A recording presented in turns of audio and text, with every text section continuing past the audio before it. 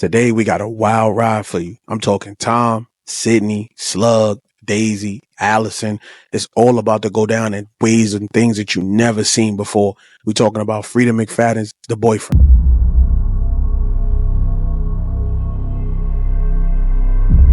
First up, we got Sydney, fresh back out in the streets after activating her Sage again. After Bonnie's death, she chose to get back into the dating game because she was just tired of sitting at home and just wallowing away. Now, we all know sometimes it's hard getting back into the game, but this was something totally different that she was not expecting to happen on this night. She meets up with this guy at a coffee shop and they're sitting there having a coffee. You know what I'm saying? She thinking, she like, yo, the date is going fine. He actually looks like his pictures and I could see myself going on not one, not two, but maybe 3 dates with this guy.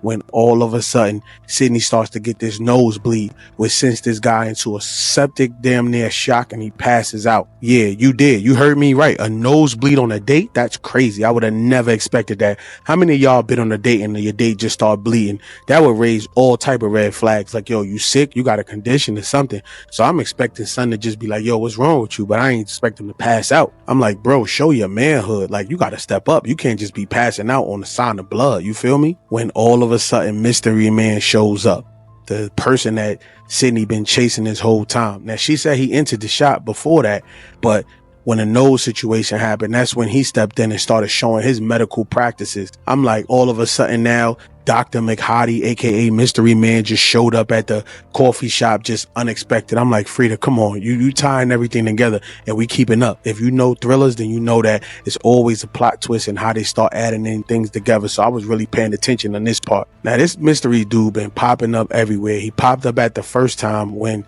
Kevin was trying to take the jump from Sydney in front of her fake building. So fake Kevin, you know what I'm saying? He popped in like, yo, you can't be doing that. And then, you know, he took off. So I'm like, okay, he helped her that one time. That's the first time. Now, all of a sudden she out, she kicking it, she vibing, and then something pop back up again. I'm like, yeah, Freida, you're not getting me again with this. I already know where you're going. He swoops in, gets everything under the control. He brings son too. And he's like, yo, you just passed out. You got this condition, such and such and such. Son wake up and he like, yo, what happened? He like, once he realized Sydney was bleeding, he like, yo, I'm up out of here, man. I can't do with this blood stuff. He like, yo, I'm gonna call you. You know what I'm saying? I'm gonna get you. In fact, I'll just see you around, kind of stuttering. And that's when kind of Sydney knew, like, yeah, I'm not going to be seeing him so much for that date. I mean, can you blame him? Like, nobody's thinking that a girl I'm with, she's just going to start bleeding on the first date. Yeah, I'm out. Now I'm going to be like, yeah, I'm going to call you, but I ain't going to call you again. But son was like just panicking, friend, I'm out of here. So Sydney heads back out after cleaning herself up in the bathroom.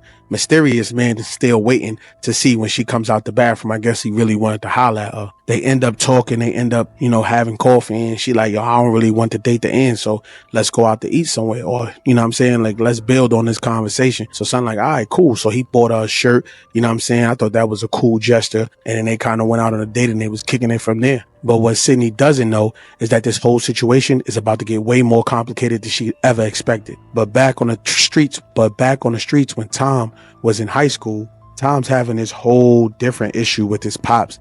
Like, if y'all kept up with the last review I did, him and his pops kind of had a run-in. At this time was going to be a deadly run-in with his pops. His pops come in there drunk, belligerent, start talking crazy about Daisy and how he gonna take a run at her. And that just set Tom off. Like, that's wifey. You can't just be pulling up on wifey like that. So Tom kind of hurt what his pops just said. Like, yo, first of all, you real creepish because you're an old man talking about you gonna go and run at Daisy. And that kind of set Tom off. My son Tom grabbed a knife, stuck it in his pop's stomach. You know what I'm saying? Hold that one, Dad. His pops go down. Tom finish him off with the knife, slit his throat, killed him. I'm like, yo, Freida, you just jumped into that right off the back. But it was time for Tom Pops to go. You know what I'm saying? It was time for Tom Pops to go, because at the end of the day, like, he was beating on his moms. He was verbally and physically abusing both of them. So it was time for him to really just get up out of there. Tom panics because he know he just can't leave his pops laying there. So who he call? His BFF Slug. And my son Slug pop up like, yo, what we doing?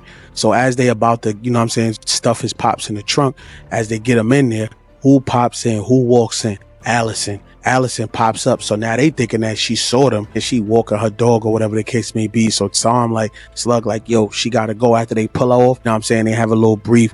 interaction with her, but then they get up out the way. And as they finishing burying his pops, Slug like, yo, Allison saw us, bro. She gotta go. So Tom like, nah, I'm not gonna kill her or nothing like that. Like, we just gonna chill and just vibe. I don't think she saw us. Slug like, bro, she did see us.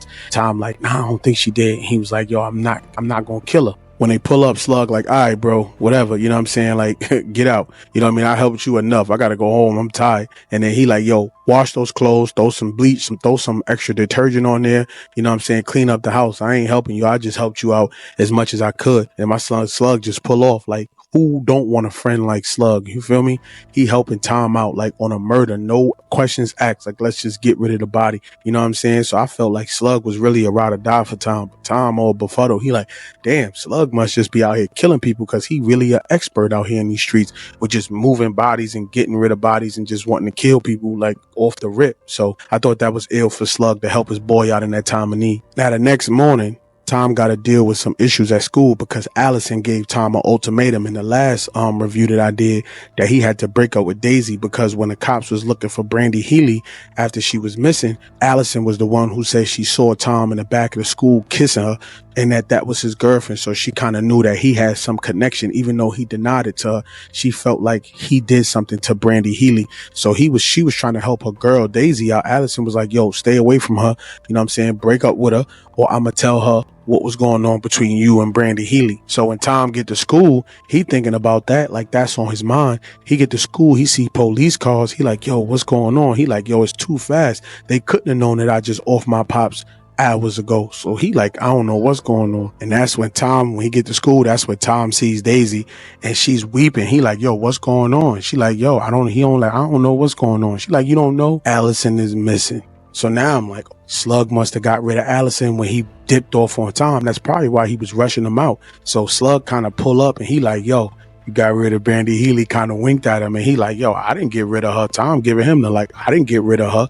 So now it's like, okay, who really off Allison? Because she missing. If she missing, she dead. This is a thriller and we know what's happening. Fast forward in present day, Sydney is kind of sick because she just found out that Tom used to date Bonnie and that they kind of going through it. She feeling like Tom could be tied in with Bonnie's death.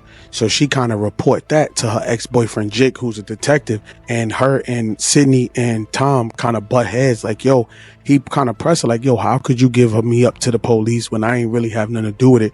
She like, Tom, you dated my best friend. You hitting me up from a burner phone. You keep telling me about these meetings. I never know where you going. You being so mysterious that how would I know that you didn't have nothing to do with that? So Tom is like, yo, I'm really going through something right now. Like, you really wouldn't understand. So as she's sitting like, yo, you know what? We just need to break up. Who come walking up? Gretchen and Randy. The story is far from over. You're going to want to stick around because the rabbit hole gets deep. Trust me when I tell you what's really behind all this madness. Is Tom really innocent? Like, is somebody setting him up to look like the bad guy? Why is he being so mysterious this whole time?